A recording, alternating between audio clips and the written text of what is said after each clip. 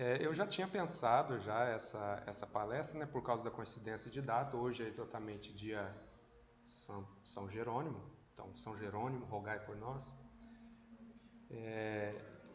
E um pouco dele todo mundo já sabe. Então, eu procurei algumas informações que eu julguei ser relevantes e novidades para algumas pessoas, pelo menos, né? Para não ficar uma coisa muito básica ou muito repetitiva.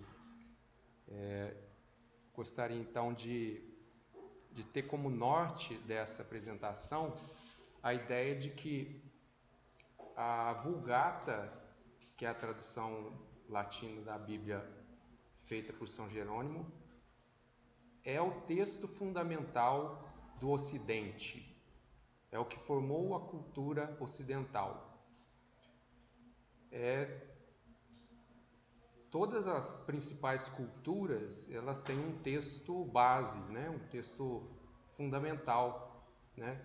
Se pensar na língua árabe, tem lá o Corão. Se pensar no judaísmo, tem o Antigo Testamento.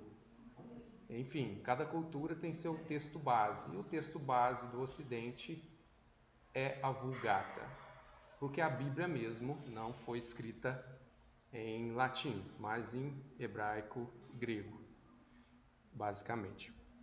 Então esse é o norte dessa apresentação.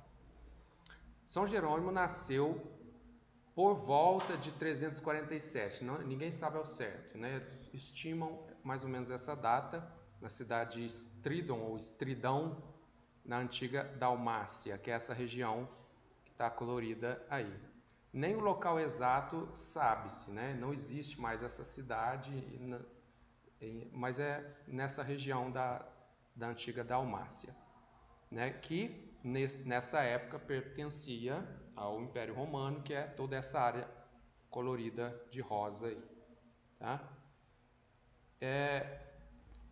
O Jerônimo, ele era de uma família abastada dessa região e não eram cristãos. Ele foi mandado então na sua juventude para Roma, né, capital do império, para estudar gramática, retórica, filosofia. E lá ele digamos assim, se especializou em literatura latina, né, principalmente em Cícero e Virgílio, de quem ele então pegou o estilo, né? E o estudo dele basicamente ele gostava de copiar. Ele então virou um copiador de Cícero e Virgílio e de outros clássicos da língua latina. E de modo que ele, inclusive, conta-se que ele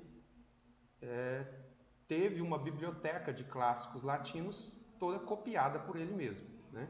Então foi que daí que veio a sua erudição na língua latina.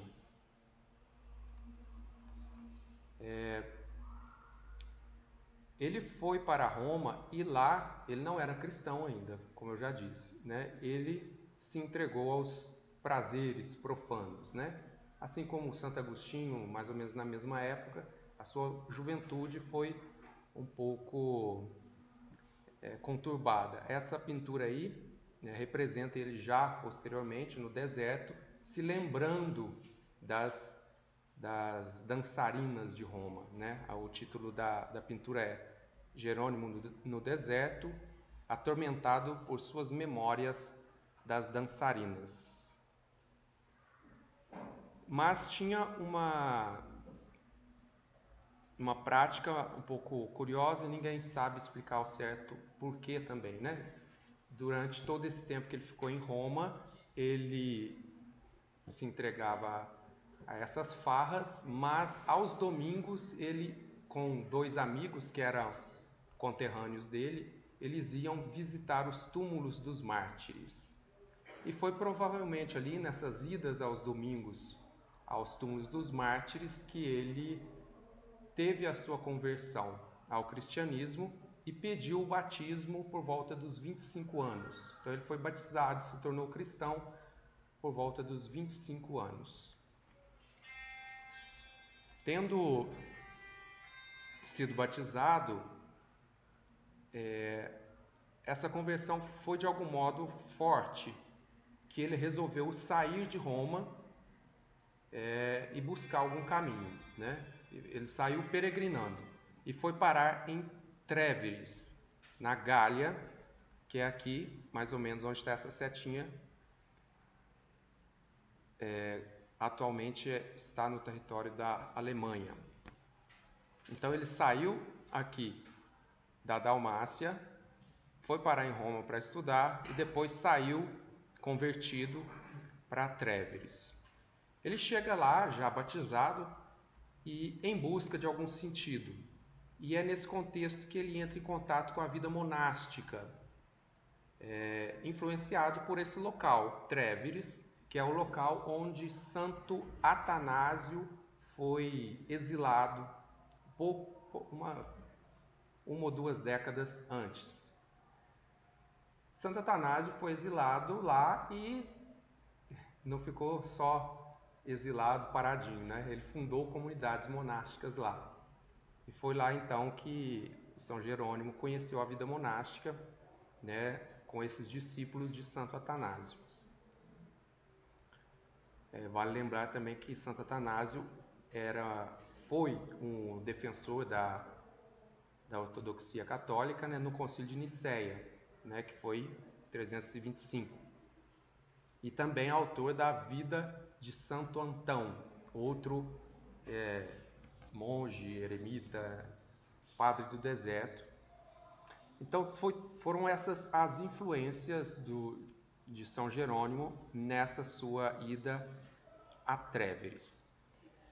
É possível que São Jerônimo tenha lido essa vida de Santo Antão e tenha ali buscado o seu ideal de vida eremítica, de penitente também. Tá?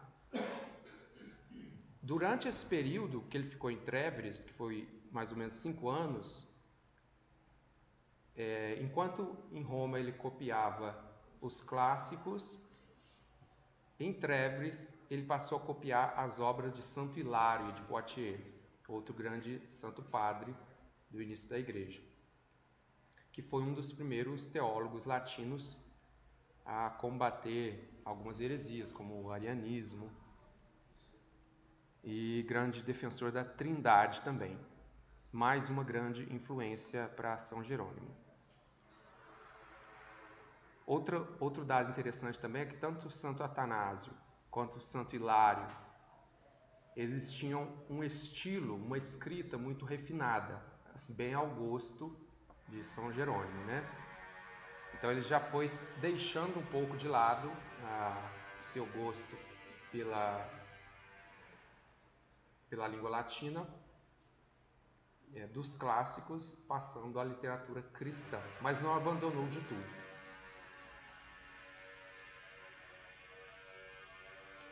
Ele parte então de Tréveris e com o objetivo de peregrinar à Terra Santa, tá? Antes de chegar na Terra Santa, caminho, ele passaria por sua terra natal, né, a Dalmácia. E ali ele encontra com alguns amigos e vai para essa cidade de Aquileia, um pouco mais ao norte, e passa ali cerca de 2 anos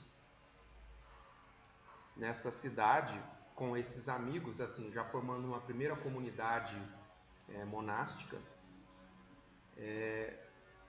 estudando grego e hebraico.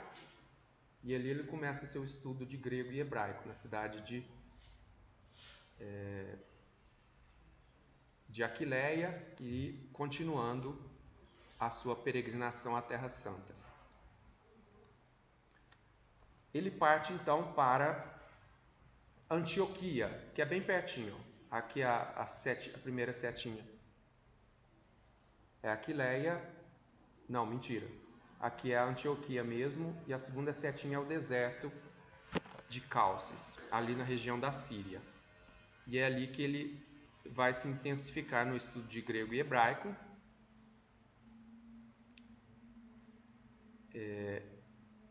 Em Antioquia ele fica um pouco mais tempo porque essa sua peregrinação deixou muito doente. Também eu não disse, mas todos sabem que nesse período ele já estava muito aplicado às penitências, né? Vivendo de peregrinação no deserto, intensos jejuns. Na sua iconografia, inclusive, mostra algumas, ele com a pedra na mão. Essa pedra era o seu objeto de suplício, né? Ele batia com a pedra no peito como um sinal de penitência.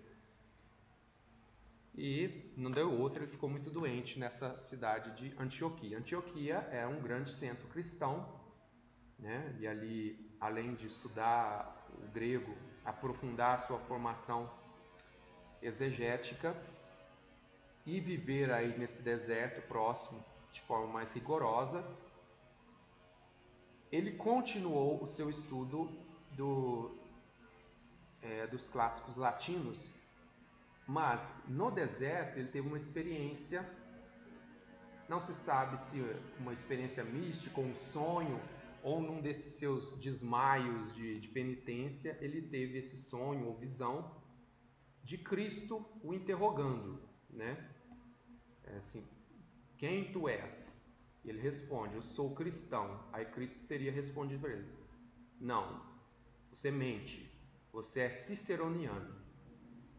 Então, esse sonho ou visão fez com que ele deixasse de vez o seu gosto pela literatura latina, clássica, né? E se empenhasse mais só no estudo da doutrina cristã.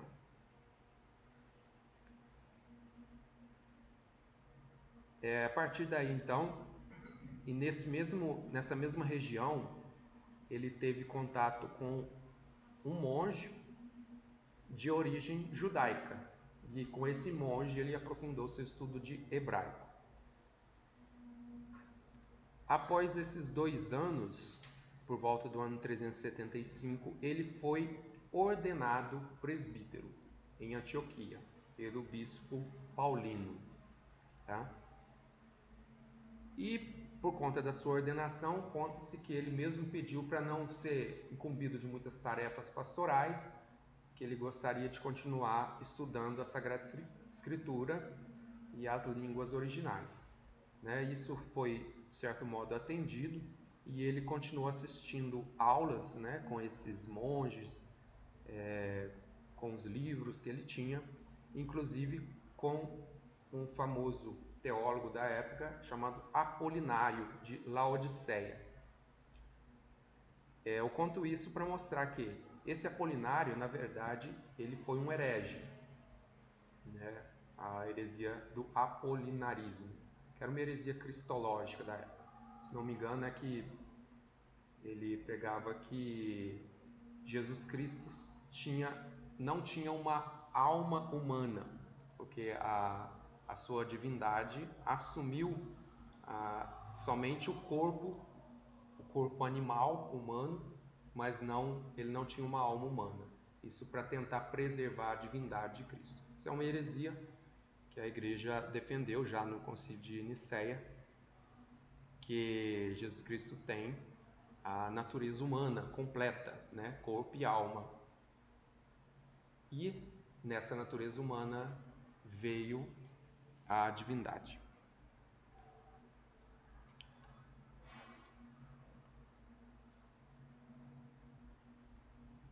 Ele continua em Constantinopla, né, a sua peregrinação. Veja, estávamos mais ou menos aqui em Antioquia, e ele vai lá para cima para Constantinopla, onde tem contato com Gregório Nazianzeno, ou de Nazianzo, outro grande santo padre. Vocês vejam que ele só escolhe gente graúda para estudar, né? Ele não perde tempo, não. E ele foi incentivado por Gregório e também Basílio de Cesareia, esses dois aqui, a ler Orígenes, outro grande santo padre.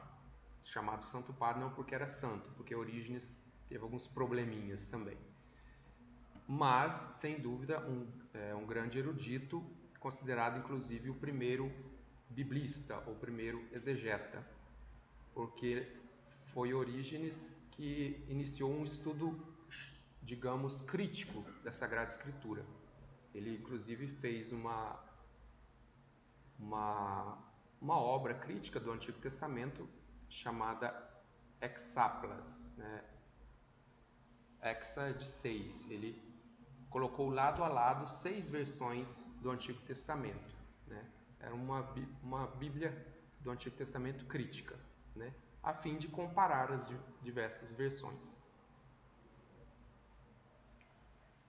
E de 381 a 390, São Jerônimo passou a traduzir as obras de Orígenes. Então, as traduções de Orígenes que nós temos são de São Jerônimo. Existiam outras traduções, por exemplo, a de Santo Ambrósio. Aí tem um episódio interessante que eu anotei aqui, é que São Jerônimo critica a tradução de Santo Ambrósio, abre aspas, é uma tradução ornamentada com penas de pavão.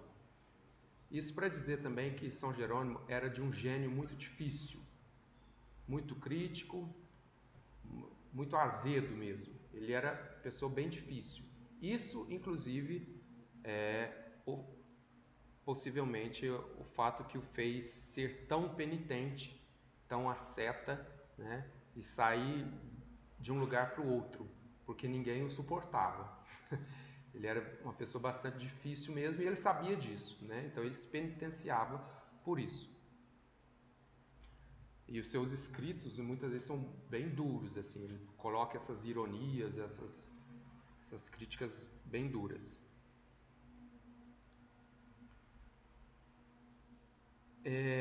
São Jerônimo vai para Roma, então, em 382. Não foi porque quis, não, porque ele já tinha fugido de Roma. Ele foi por obediência a Paulino, o bispo que o ordenou, né? Paulino, bispo de Antioquia.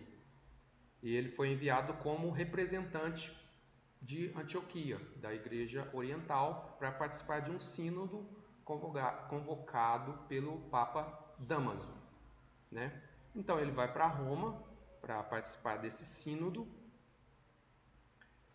E lá em Roma, rapidamente, ele vai se destacar pela sua erudição nas Sagradas Escrituras e pelo domínio das línguas bíblicas também, que não era muito comum naquela época, de modo que o Papa São Dámaso o convidou para ser seu secretário particular, né?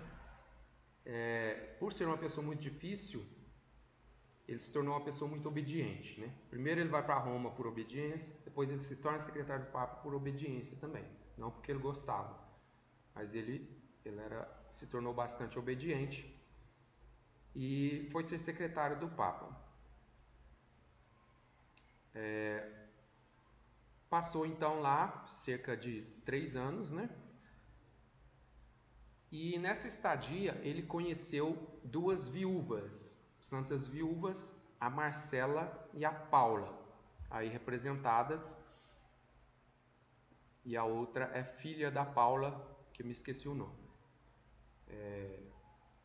Eustóquia, era Júlia Eustochium, tanto que muitos traduziram erroneamente como Santo Eustáquio, mas era uma mulher, então seria Eustóquia. Essas mulheres já faziam em suas casas uma espécie de estudo bíblico. E São Jerônimo foi lá ver que negócio era esse, das mulheres estudando Bíblia. Acabou que ele mostrou a sua erudição, né? Provavelmente criticando as mulheres, né? Mas as mulheres gostaram de aprender com ele, de modo que ficaram sendo suas discípulas, né? Em Roma, ele aprimorou também o seu hebraico com um rabino judeu mesmo, de modo que vocês vejam que Jerônimo também não tinha muitos preconceitos com as pessoas, né? Estudou com um herege, traduziu outro cheio de problemas também, que ele mesmo criticou, e agora estuda com um rabino. Nessa sua estadia em Roma também, ele inicia a revisão das traduções bíblicas por pedido do Papa São Dámaso. Isso é uma certa confusão que se faz também, que normalmente a gente fala assim, que o Papa pediu para traduzir a Bíblia para o latim. Na verdade, não foi isso que ocorreu. O Papa sugeriu. Ele, inclusive, conta numa das cartas, São Jerônimo, que o Papa o sugeriu de revisar as traduções latinas que já existiam, né? Já existiam traduções latinas da Bíblia, mas existiam muitas versões, e a preocupação do Papa era justamente essa. Existiam muitas versões, às vezes divergentes. E ele pediu então, São Jerônimo, se podia revisar essas traduções e fazer uma só. Uma sugestão do Papa para ele era uma ordem. Então ele iniciou essa revisão, né? Meio a contragosto, mas iniciou.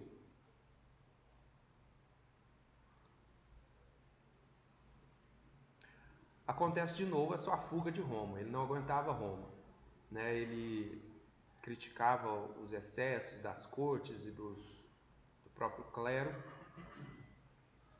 e sai então rumo a Antioquia. Foi então acompanhado por essas mulheres que eu havia mencionado, Paula e sua filha Eustóquia. Nesse caminho, né, saindo de Roma, está cortado aqui, mas aqui para cima, até o outro lado do mar Mediterrâneo, ele vai para o Egito, né? Antioquia, passa por Antioquia para chegar no Egito. Dá umas voltas aqui no Egito, né? Porque haviam comunidades monásticas ali também, e tem contato com a tradição de Santo Antão e de São Pacômio, outros grandes monges do deserto. Em Alexandria, que é onde está marcado aqui, talvez fosse realmente o destino final dele, porque ele queria conhecer as obras e o legado de Orígenes, quem ele tanto estudou. E Orígenes era de Alexandria.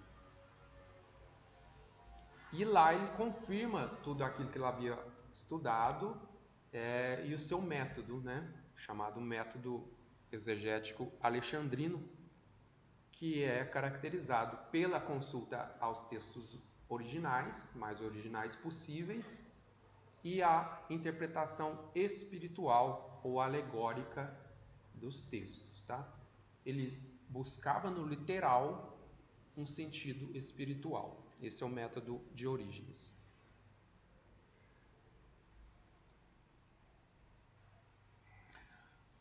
Parte então do Egito para Belém, de onde ele vai ficar até o resto de sua vida. Ele fundou em Belém 2 mosteiros femininos, né, com a ajuda dessas mulheres que o acompanharam, e também albergues para os peregrinos que iam para a Terra Santa. Não deixou de envolver-se em controvérsias, tanto dos próprios origenistas, né? Ele que tanto estudou Orígenes, foi um grande crítico de Orígenes também, e outros debates. Nesse meio tempo aí, ele faz os seus segundos comentários bíblicos. O primeiro foi 374, já passou aí na linha do tempo, que ele fez um comentário a um profeta, e agora ele faz um pequeno comentário à menor carta da Bíblia, que é a Filemon, a pedido dessas mulheres, e em seguida ele vai fazendo outros comentários bíblicos, tá? Agora a gente pode falar então das etapas da sua famosa tradução bíblica, né? Já contei que ele iniciou em Roma a revisão. Por que revisão e não tradução? Porque já existiam essas traduções, a famosa Vetus Latina, é uma versão que existia em Roma, já em latim, que o Papa Damaso pediu para fazer revisão. Então ele buscou em outras versões latinas, né? Buscou, aqui fala, versões da Itália, da Gália e do norte da África. Todas essas traduções tinham por base os textos gregos, da versão dos 70 de Alexandria. Ele pegava então essas traduções, confrontava com a Vetus Latina, que estava em Roma, e com o Novo Testamento grego, que ele tinha acesso já ao grego. O que São Jerônimo fez em Roma então? Ele só fez essa revisão do Novo Testamento.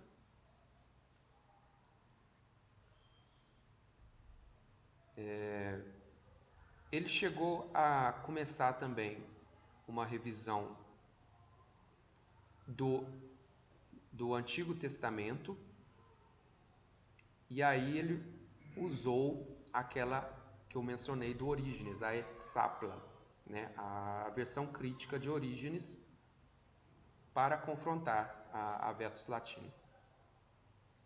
Mas dessa obra, dessa revisão de São Jerônimo, segundo ele mesmo, só sobrou Salmos e Jó.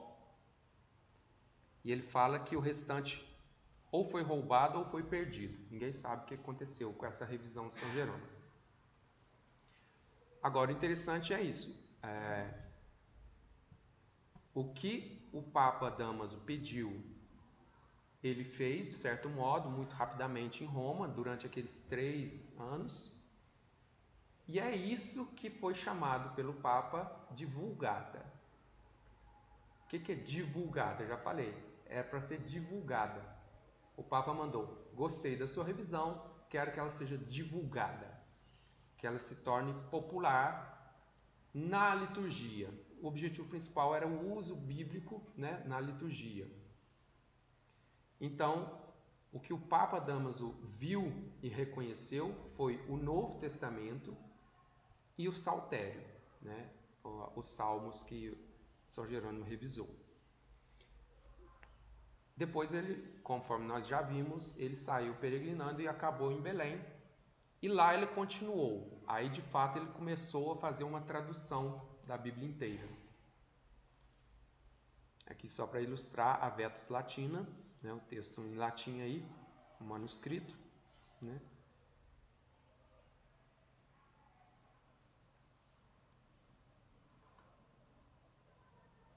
E já em Belém, a partir do ano 391, ele começa a revisar o Antigo Testamento a partir da Septuaginta, né, 70, da Hexapla e dos textos hebraicos que ele tinha.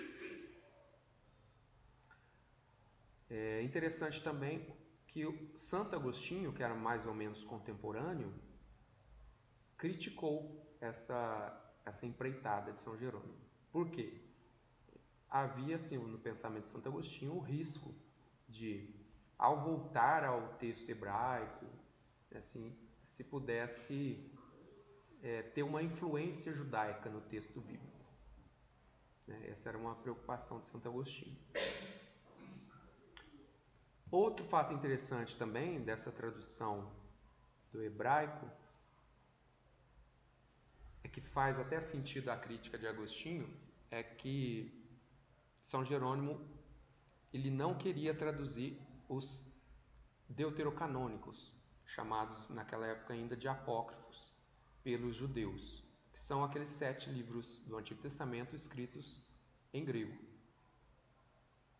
Tobias, Judite, Eclesiástico, aqueles 7 livros.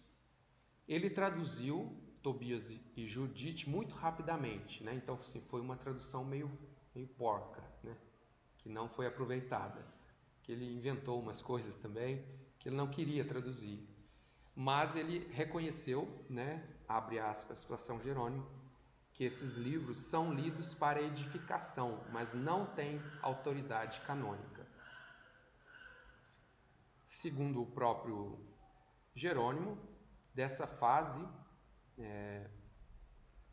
isso que eu já disse, que é a tradução dos Salmos, que que restou da primeira fase.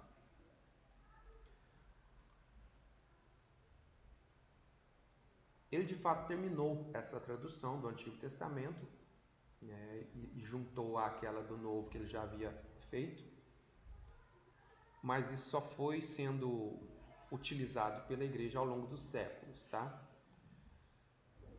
Escreveu várias outras coisas, como obras de exegese e polêmica. Já mencionei seu primeiro comentário a Abdias, aos comentários às cartas. Em 394 faz comentários aos Eclesiastes, Salmos, Profetas, Gênesis e São Mateus.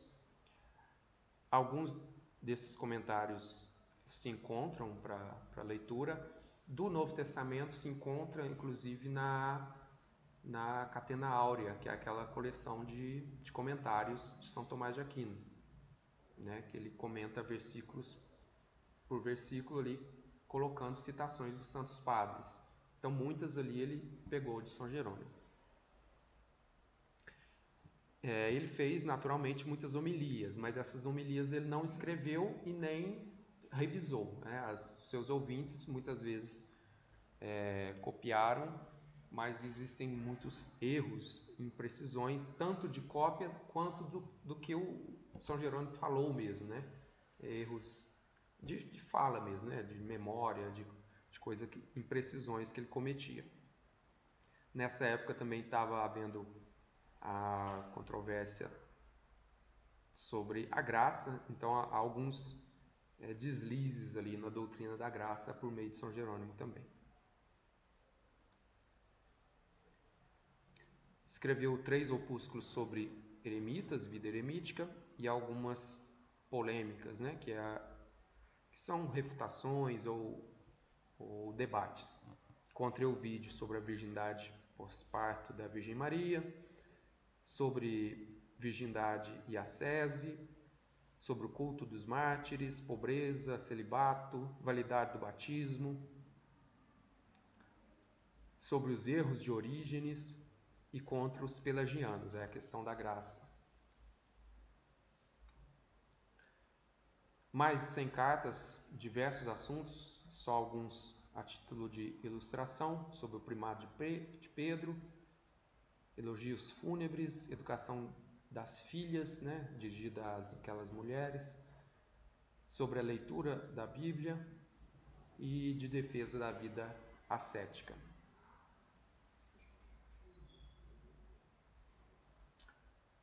Bem, voltando aqui no nosso objetivo, que era falar da Vulgata, do texto bíblico latino como formador da cultura ocidental, né? Não é difícil entender que não existiam muitos textos, e um texto da Bíblia numa cultura cristã seria um texto muito importante, né? Isso só foi possível por conta da tradução da autoridade de São Jerônimo, né, dada de certo modo pelo Papa, e que os cristãos dos séculos seguintes foram acompanhando e utilizando essas traduções, né? Então a Europa medieval aprendeu a ler, rezar e raciocinar com a Vulgata. João Paulo II, em 1999, escreveu uma carta aos artistas em que ele faz algumas menções à Vulgata por meio de outros pensadores, né? O Paul Claudel, a Vulgata é um dicionário imenso. E o pintor o Marc Chagall chama a Vulgata de um atlas iconográfico. De fato, toda a iconografia, todas as pinturas cristãs que nós temos durante todos os tempos tiraram suas referências da Vulgata. Não tinha outro texto com tamanha autoridade. O Concílio de Trento, 1565, 1545 a 1570, decretou o caráter autêntico da Vulgata, isto é, autorizado, né? Quando na linguagem canônica se diz autêntico, quer dizer autorizado. Só que tinha um problema. Quando Trento falou que era para se utilizar como texto autorizado da Sagrada Escritura a Vulgata, não existia a Vulgata. Aquilo que eu dizia, né? A Vulgata do Papa São Damaso era só no Novo Testamento com os Salmos para uso litúrgico. Depois, São Jerônimo foi traduzindo o restante e o uso dessas traduções foi se dando aos poucos, né? Quando Trento coloca a Vulgata de São Jerônimo como texto autêntico, autorizado, eles se viram na necessidade de fazer de fato a Vulgata. Não, então vamos pegar o que é o texto de São Jerônimo e juntar.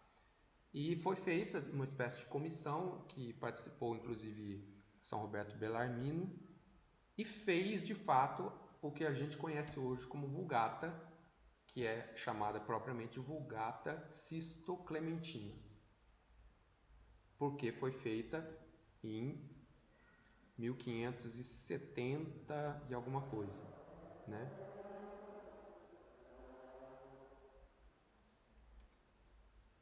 Então hoje, se você vai comprar uma Bíblia Vulgata que existe para vender, o texto latino da Bíblia, o que você está adquirindo é uma Sisto-Clementina, né?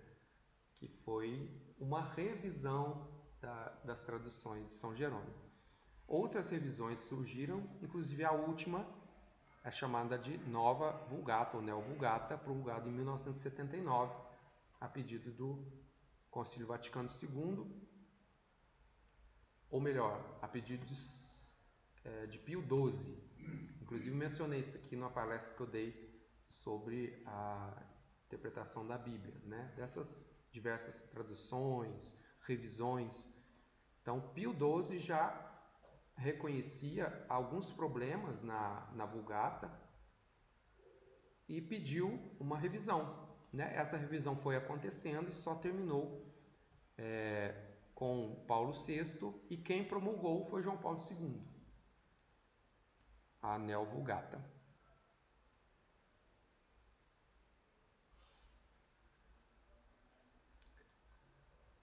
Aqui, então, para finalizar, a famosa frase de São Jerônimo: ignorar as Escrituras é ignorar a Cristo. Aqui uma imagem uma cópia da Sisto Clementina. E não sei se vai dar para vocês verem. Isso aqui é a figura de Moisés. Do outro lado deve ser Davi ou Salomão. O que vocês veem na cabeça de Moisés aqui? Os chifres. Esse é assim, o mais famoso, digamos, equívoco de São Jerônimo, né? Não vou lembrar a palavra hebraica, mas por conta de uma vogal, né? São Jerônimo entendeu outra coisa, né? Uma palavra para chifre era muito parecida com a palavra para face. A diferença de uma vogalzinha, lembrando que o hebraico não tinha vogal. Então, São Jerônimo viu aquelas consoantes hebraicas, imaginou, é chifre, e traduziu como cornuta, que é a face resplandecente de Moisés quando ele desceu com as tábuas da lei. E passou para a iconografia, é aquilo que eu falava, né? A iconografia buscou na Vulgata a sua inspiração. Esse é só um dos exemplos, assim, desses pequenos equívocos que vão sendo corrigidos ao longo do tempo. É isso que eu queria passar para vocês. Não sou um especialista em São Jerônimo, isso aqui recolhi principalmente desse curso de patrologia do Estevão Bittencourt. E algumas dúvidas eu fui achando na internet também, mas se eu puder comentar alguma coisa, fico à disposição.